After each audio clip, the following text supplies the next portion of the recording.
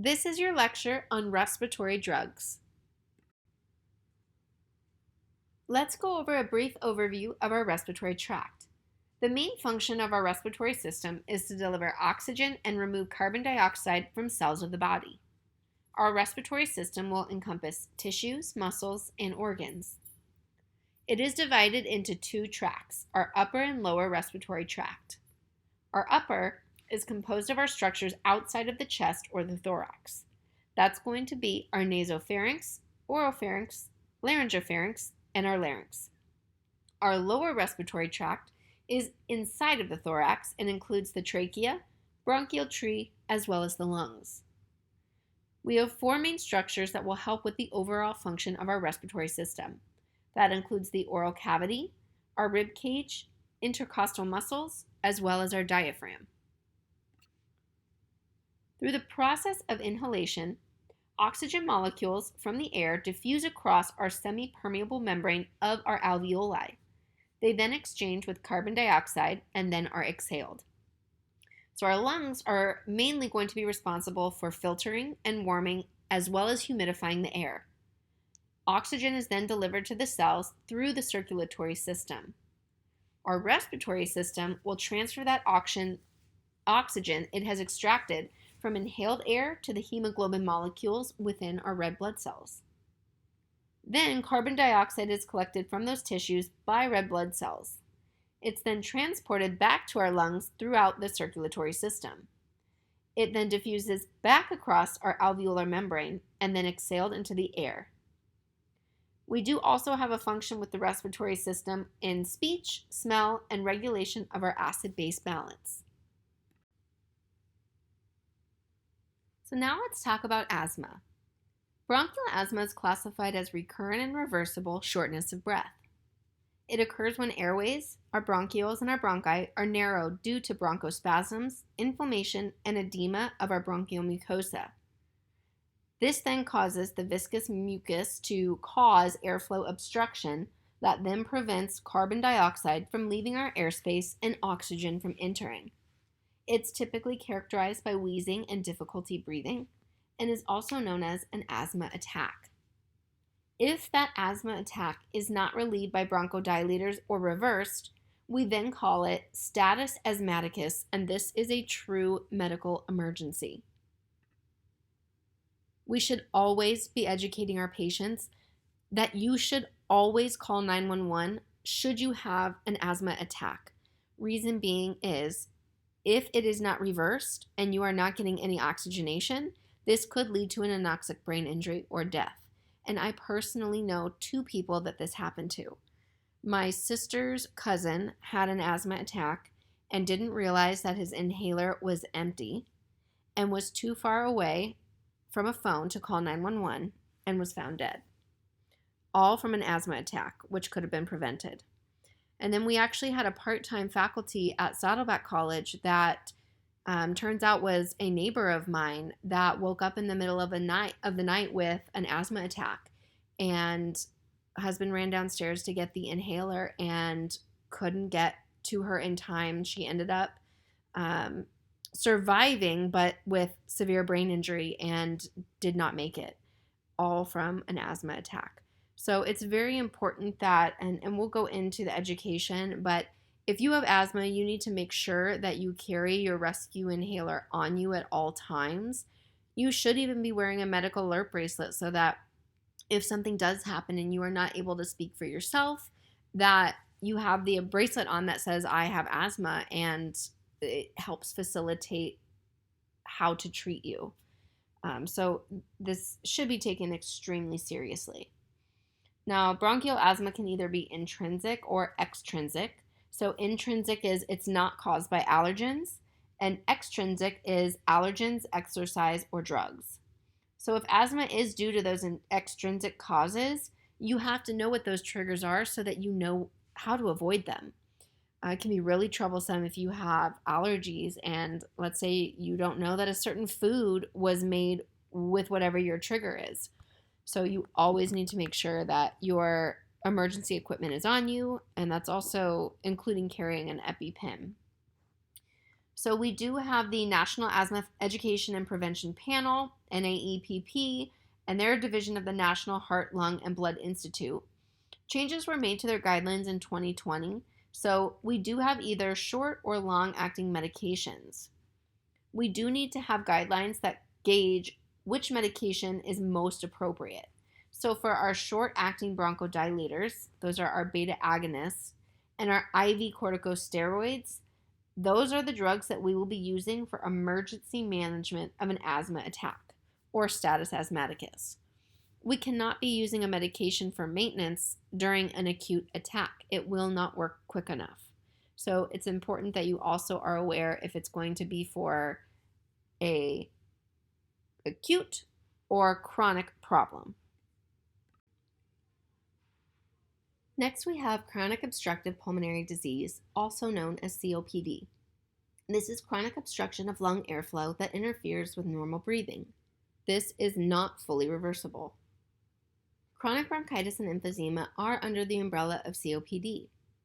Chronic bronchitis is a continuous inflammation and low-grade infection of the bronchi. Inflammation in the bronchioles is the cause of the airflow obstruction. This is typically caused by exposures to irritants, most commonly cigarette smoke. It could also be due to viral or bacterial pulmonary infections in childhood, inability to inactivate proteolytic enzymes, which causes damage to the airway mucosal tissues, and genetic conditions. Emphysema is a condition causing air spaces to enlarge as a result of destruction of alveolar walls.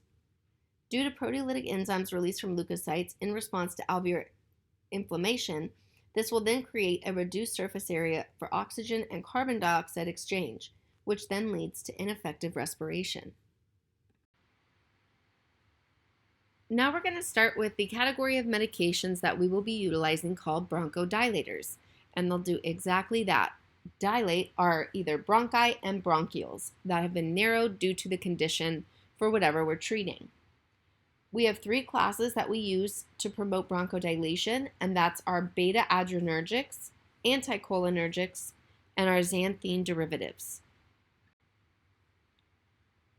I think it's also very important that we provide effective education on how to use an aerosol inhaler.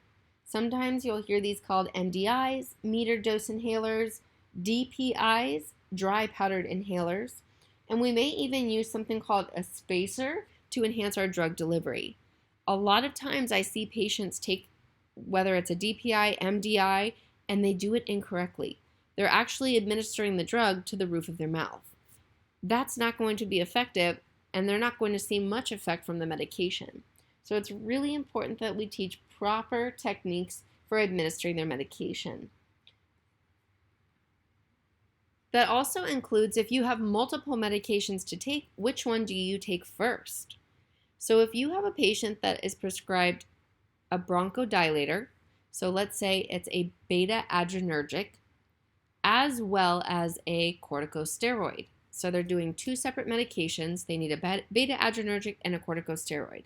We should be educating them that they should be taking the beta adrenergic first because that's going to dilate the airways. And then when they take the corticosteroid, it's going to be more effective with anti-inflammatory properties. We would also recommend a spacer not just in children, but anybody that has a difficult time utilizing an aerosol inhaler. Predominantly that will be children, and you can see on the bottom right-hand side, there's even a face mask that can be used for infants and smaller children. We want to make sure that our patients are sitting up in a chair and that they know that when they depress the button, that is when they should take an inhale. You shouldn't push your button, deliver the medication, and then inhale. We also need to educate that it's really important that it's taken exactly as prescribed because tolerance and loss of drug effectiveness can occur. Could also lead to paradoxic bronchoconstriction, and teaching them effects that they can expect to see based on the medication that they're taking. For example, albuterol causes tremors and shakiness. That is exactly what the drug does because it is a sympathomimetic. So it's nice to educate your patient what to expect so they don't feel like they're having a panic attack. Should also educate that they should keep a spare just in case the medication runs out, and keep one on your persons at all times just in case for emergencies. Now we're going to discuss our beta-adrenergic agonists. These are going to be our primary drug of choice for an acute attack. Think of your fight or flight. It's going to imitate the effects of norepinephrine on our beta receptors to cause bronchodilation. We do also categorize them by SABAs and LABAs. SABA is a short-acting and LABA is a long-acting. Short-acting is for our acute attacks and long-acting is for maintenance. Never use a long-acting for an acute attack. These drugs are going to work by dilating the airways by stimulating beta-2 adrenergic receptors located on the lungs, and it will be based on selectivity. So our non-selective adrenergics will stimulate beta-1, which is cardiac, and beta-2, which is respiratory. Non-selective beta-adrenergics are going to stimulate both beta-1 and beta-2. Our selective beta-2s are going to stimulate beta-2 receptors selectively. These can be oral, parenteral, or inhaled. Our bronchioles are surrounded by smooth muscle. When smooth muscle contracts, airways are narrowed. The amount of oxygen and carbon dioxide exchanged will be reduced. So the action of beta-agonist bronchodilators will begin at the receptor that's stimulated, and it's going to end with relaxation and dilation of the airways. We will utilize this for managing or preventing bronchospasms related to bronchial asthma, bronchitis, and other pulmonary diseases. We can also use this for different disorders, depending on the type, for shock and hypotension due to the adrenergic effects.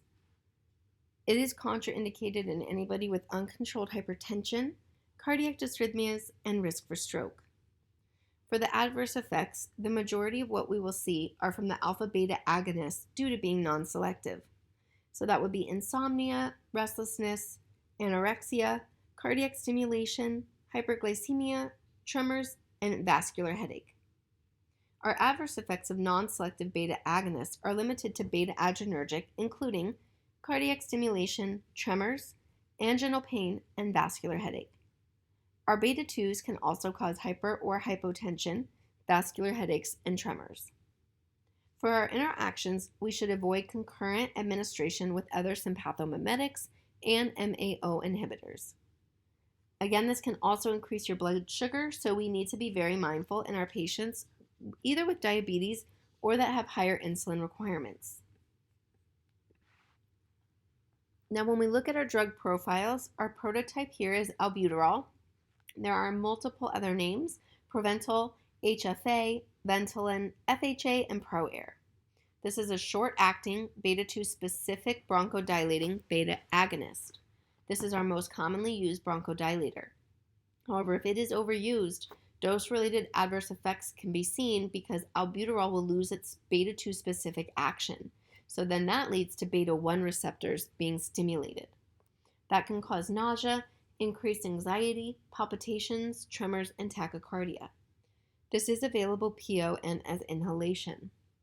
And we do actually have another form of albuterol, levoalbuterol, and that's the laboratory isomeric form, and it's recommended in our patients that have tachycardia over albuterol. This is something really great to know, and if you have a patient, let's say they need a breathing treatment and you see that they're tachycardic, then what you should do is contact the provider and say, hey, can we switch this over to levobuterol because the patient's already tachycardic? Because you don't want to make the patient in a worse off position than they already are. Our next drug, salmeterol, also known as Ceravent Discus, is a long-acting beta-2 agonist bronchodilator. We use this for maintenance of asthma and COPD. It's administered twice daily, and it can cause headaches, hypertension, neuromuscular and skeletal pain. It is available as a powder for inhalation by itself, or it can also be combined with a corticosteroid. For nursing implications for both of our short and long-acting medications, we should be performing a detailed assessment before and after treatment. Always collaborate with your respiratory therapist. and assess the patient's perception of how their breathing is. As far as education, making sure the patient knows which one is for short acting and which one is for long acting, meaning acute versus maintenance. They should also be wearing a medic alert bracelet, especially if frequent asthma attacks are occurring, and they need to be properly educated on how to use the inhaler. Now we're going to talk about anticholinergics. So we have acetylcholine receptors on the bronchial tree. When the parasympathetic nervous system releases ACH, or acetylcholine, it's going to bind to the ACH receptors on the surface of the bronchial tree, leading to bronchial constriction and narrowing of the airways. By giving anticholinergics, we're blocking the ACH receptors to prevent bronchoconstriction. This then causes airway relaxation and dilation and can also help with secretions. We utilize this for preventing bronchospasms associated with COPD and managing our acute symptoms. Main things we need to watch for are classic: can't see, can't spit, can't pee, can't poop. And I gave you some nice visuals that I thought would hopefully put a smile on your face and make you laugh. We do also need to watch for palpitations and tachycardia, and the pregnancy category C is something to be mindful of as well. Our drug profile, our prototype here is ipratropium or Atrovent. Pharmacologically, this is very similar to atropine. It's administered by liquid aerosol for inhalation or in a metered dose inhaler. Patients typically will take an anticholinergic and a beta-2 agonist concurrently. You should also be keeping in mind for your patient education and nursing implications what comes with taking an anticholinergic. Our next category, the xanthine derivatives. Natural xanthines consist of plant alkaloids, caffeine, theobromine, and theophylline.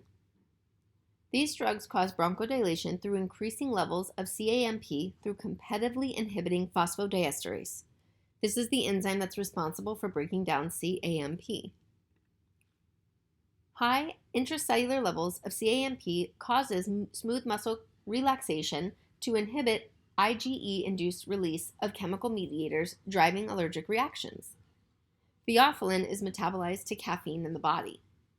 Aminophylline is metabolized to theophylline. Theophylline and other xanthines stimulate the central nervous system to a lesser degree than caffeine. Through stimulation of the central nervous system, there's direct action on the medullary respiratory center. This then enhances the respiratory drive. In large doses, theophylline can stimulate the cardiovascular system, which results in an increased force of contraction, which is positive inotropy, and an increased heart rate, which is positive chronotropy. This then increases the cardiac output, which enhances blood flow to the kidneys by increasing GFR and can lead to diuresis. We utilize this to dilate airways for our patients with COPD or asthma. It can be used for mild to moderate cases of asthma or adjunct therapy in COPD, so a second-line medication. It is not utilized for acute attacks. It is only for maintenance. It's not as commonly used today because there are a lot of drug-drug interactions as well as high risk of toxicity, which means frequent monitoring. It is contraindicated in cardiac dysrhythmias, seizure disorders, hyperthyroidism, and peptic ulcers. Your most common adverse effects are going to be nausea, vomiting, and anorexia. Cardiac, we should watch for tachycardia, extrasystole, palpitations, and ventricular dysrhythmias. It could cause transient increase in urination due to the diuretic effect, as well as hyperglycemia. There is a high risk of toxicity, so if that does occur, we could use activated charcoal to bind and remove the medication. As far as interactions, serum drug levels could increase with allopurinol, cimetidine, macrolide antibiotics, quinolones, influenza vaccine, and our oral contraceptives. If we utilize this with a sympathomimetic, as well as caffeine, we can produce an additive cardiac stimulation. So that can be very problematic if your patient is already tachycardic. Cigarettes can also reduce efficacy of theophylline because of the increase in drug metabolism. As far as our drug profiles, so we've been saying the name multiple times, is theophylline and aminophylline. You may also see these combined. It's going to be available PO, rectal, parenteral, and topical. And as a gentle reminder, aminophylline is a prodrug of theophylline, so that's metabolized to theophylline in the body. It can be given IV for patients that have status asthmaticus if they're not responding to a beta agonist. For our nursing implications, we do need to watch our therapeutic levels very closely. Too high can lead to toxicity, and too low can be subtherapeutic. So due to the narrow therapeutic index, we have to watch this very closely. Our desired serum level is 5 to 15 micrograms per milliliter. Toxicity is likely to occur if it's greater than 20 micrograms per milliliter. Always collaborate with your respiratory therapist and perform a detailed respiratory assessment before and after treatment.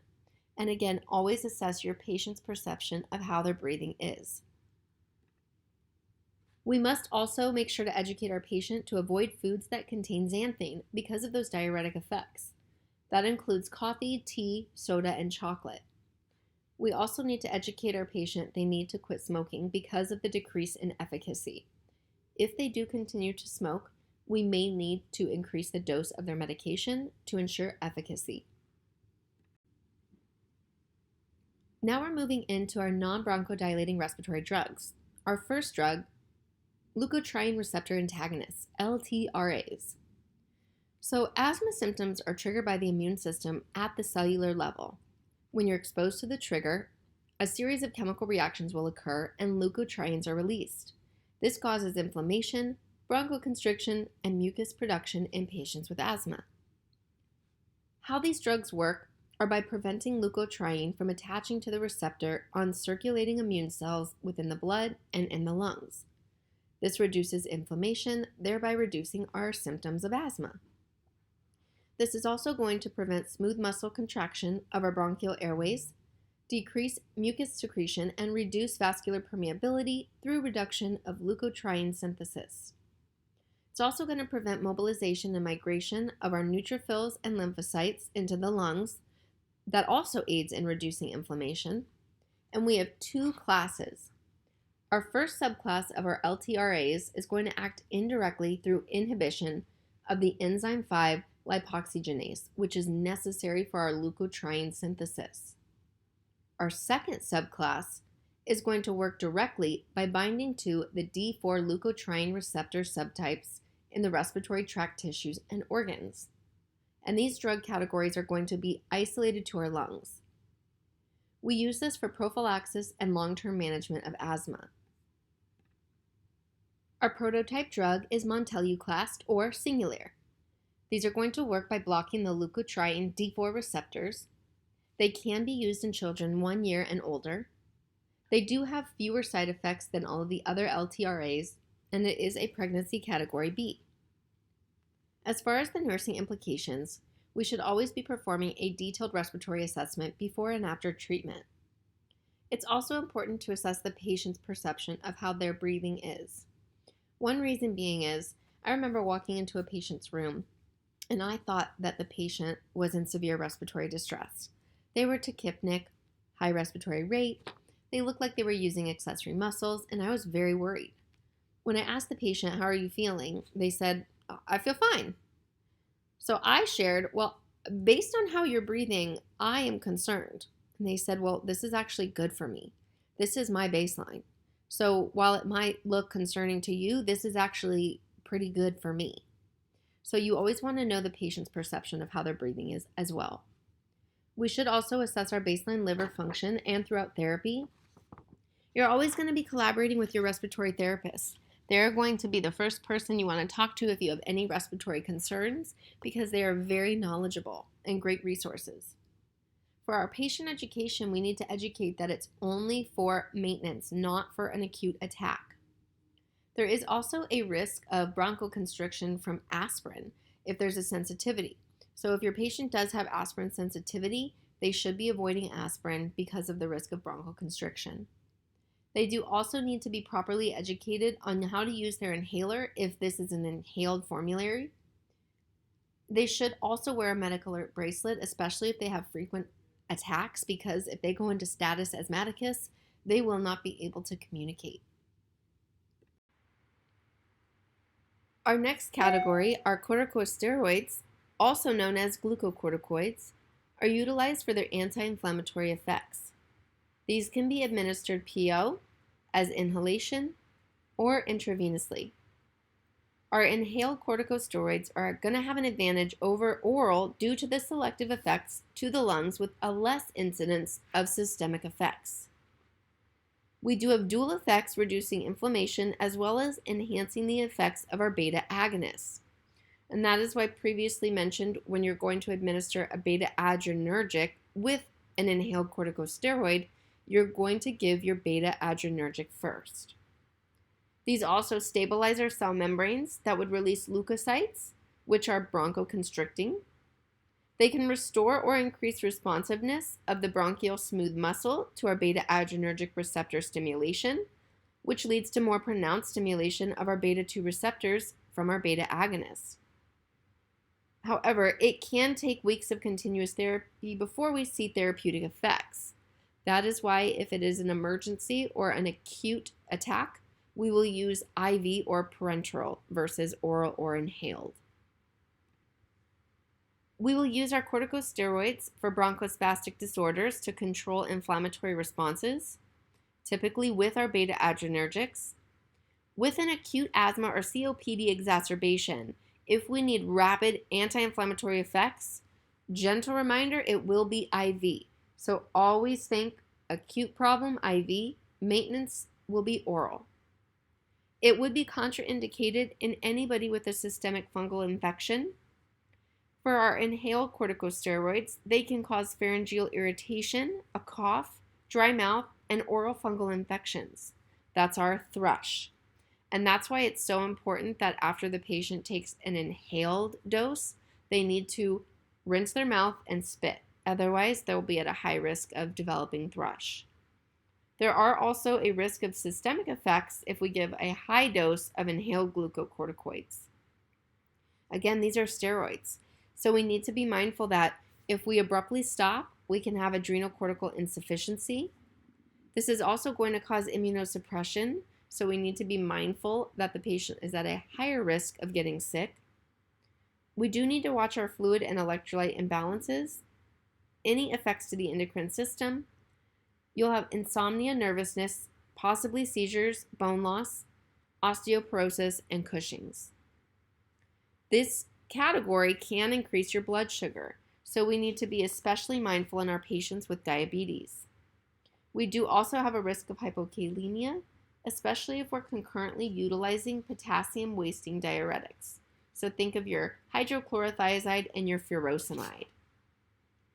Our drugs that we would use are our fluticasone propionate, which is Flonase.